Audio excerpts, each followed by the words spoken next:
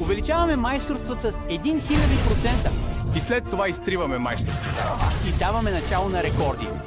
Вау! Тези хора са луди. 1000 майсторства е нашето най-ново и най-дълго общностно събитие.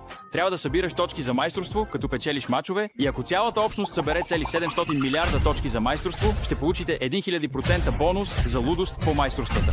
Ето така се чувстваш, когато играеш обикновената лудост по майсторствата. А ето така се чувстваш, когато играеш събитието 1000 майсторства. Ха-ха-ха.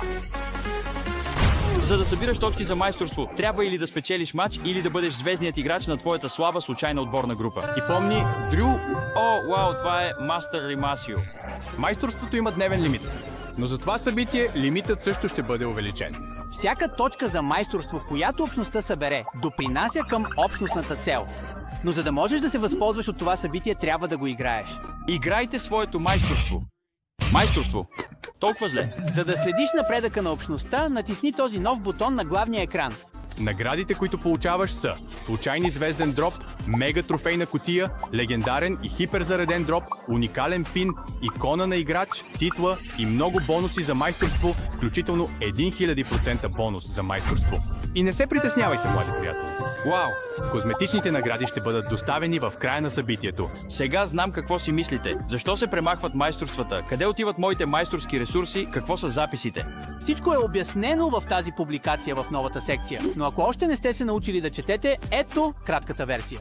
Повечето награди за майсторство ще бъдат добавени към преработката на Trophy Road. Какво преработка на Trophy Road? За да стане пътешествието по-удовлетворяващо за новите играчи. Това означава, че това е последния път, в който можете да получите ресурсите си от майсторствата. И щом новия Trophy Road пристигне, Какво? ще можете да вземете подобрени ресурси от неотключени етапи. Що се отнася до козметичните награди от майсторствата като пина, иконата на играча и титлата, ще ги получите, но те ще бъдат прехвърлени към система подобна на постижения, наречена Records, която ще обясним по-късно в Brawl Talk. Всички тези промени, премахването на майсторствата и края на това събитие ще се случат в деня на следващия апдейт. И ето един горещ съвет. Ако се стремите към прогрес, овладейте всички възможни броулъри до сребро 3, тъй като по-късно ще можете да получите козметиките от Records. А ако времето ви е ограничено, дайте приоритет научете митичните и легендарните бролъри. Събитието 1000 майсторства започва сега.